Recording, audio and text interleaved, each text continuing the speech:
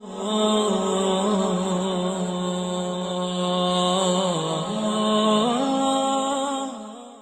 سے گزارش ہے کہ حدیثوں کو مکمل سنیے گا، کیونکہ یہ نیک کام آپ کے ساتھ آپ کی قبر میں جائے گا۔ ہم 2 یا 3 گھنٹے کی مووی دیکھ سکتے ہیں، کیا ہم صرف 10 منٹ اپنے اللہ اور نبی صلی اللہ علیہ وسلم کو نہیں دے سکتے؟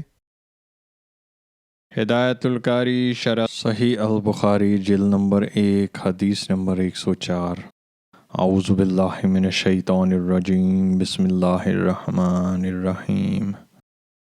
حضرت ابو شریح رضی اللہ تعالیٰ عنہ سے روایت ہے، انہوں نے گورنر مدینہ عمر بن سعید سے کہا جبکہ وہ مکے کی طرف فوج بھیج رہا تھا، امیر گورنر صاحب مجھے اجازت دے کہ میں تجھے وہ حدیث سناؤں جو نبی صلی اللہ علیہ وسلم نے فتح مکہ کے دوسرے دن بیان فرمائی تھی، جسے میرے کانوں نے سنا، دل نے یاد رکھا اور میری دونوں آنکھوں نے آپ کو دیکھا۔ جب آپ نے یہ حدیث بیان فرمائی، آپ نے اللہ کی حمد و ثنا بیان کرنے کے بعد فرمایا، مکے میں جنگ و جدال کرنے کو اللہ نے حرام کیا ہے، لوگوں نے اسے حرام نہیں کیا، لہٰذا اگر کوئی شخص اللہ اور آخرت پر ایمان رکھتا ہے تو اس کے لیے جائز نہیں کہ مکے میں خون ریزی کرے یا وہاں سے کوئی درخت کاٹے۔ اگر کوئی شخص رسول اللہ صلی اللہ علیہ وسلم کے قتال سے جواز پیدا کرے تو اسے کہہ دینا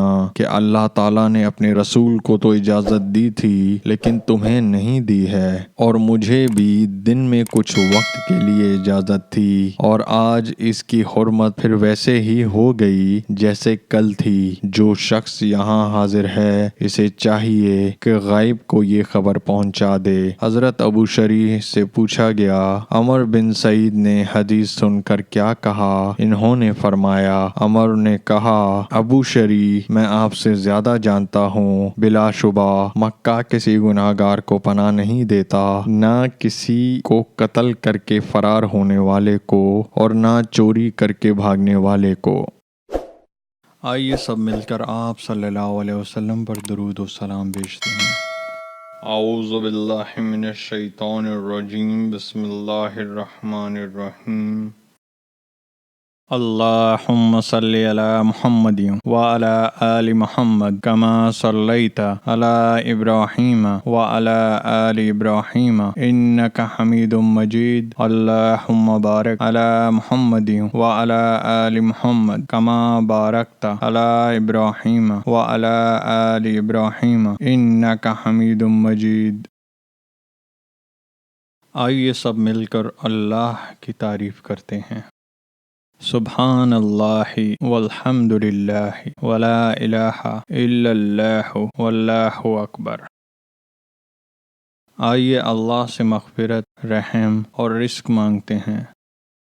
اللہم اغفر لی، اللہم ارحمنی، اللہم ارزقنی۔ جب آپ کہتے ہیں اللہم اغفر لی، اللہ تعالیٰ فرماتے ہیں میں نے تمہاری مغفرت کی۔ جب آپ کہتے ہیں اللہم ارحمنی تو اللہ تعالیٰ فرماتے ہیں میں نے تم پر رحم کیا۔ جب آپ کہتے ہیں اللہم ارزقنی تو اللہ تعالیٰ فرماتے ہیں میں نے تمہیں رزق دینے کا فیصلہ کیا۔